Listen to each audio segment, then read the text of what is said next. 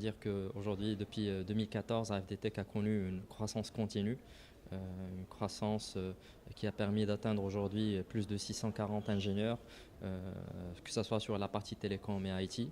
Aujourd'hui, on travaille sur des nouvelles technologies, technologies de pointe, comme la 5G pour des opérateurs internationaux, par exemple en France, en Belgique, etc. On travaille sur toute la chaîne de bout en bout, que ce soit la partie déploiement, ingénierie, conception, et aussi la partie exploitation et maintenance réseau depuis Rabat.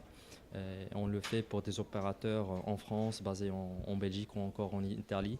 Et du coup, là aujourd'hui, on a vraiment une expertise de bout en bout, que ce soit sur la partie télécom, radio ou encore fixe. Nous travaillons sur des sujets comme du FTTH, du FTTA, c'est-à-dire tout ce qui est raccordement par fibre, que ce soit pour les maisons individuelles ou même pour les entreprises, les grandes entreprises.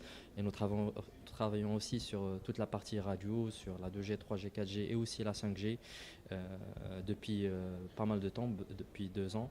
Et là, nous avons cette expertise-là.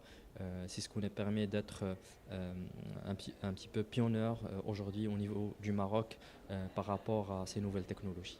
Il y a 2 ans, avec la direction, nous avons rajouté ou mis en place un nouveau pôle qu'on a appelé Midiverse. Midiverse, c'est un mix entre Miditech, c'était le nom du site qu'on avait mis en place, plus Verse et Metaverse. Et du coup, c'est là où on a mis des ressources qui travaillent sur tout ce qui est intelligence artificielle, machine learning, deep learning, ou encore la partie RPA, le Robotic Process Automation. Au début, nous avions l'objectif d'automatiser avec de l'IA, d'automatiser avec du RPA ce qu'on faisait sur la partie télécom.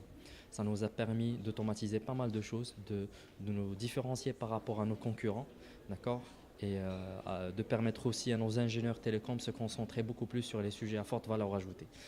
Ça permet de gagner pas mal d'autres projets. Donc, au début, on croyait que ce n'était pas faisable, mais aujourd'hui c'est faisable. Avec du RPA, nous avons gagné pas mal de temps. On a gagné en temps, en qualité, en coût. Et à travers l'intelligence artificielle aussi, aujourd'hui on pourra faire des choses, par exemple le traitement des images, le traitement du texte, on le fait aujourd'hui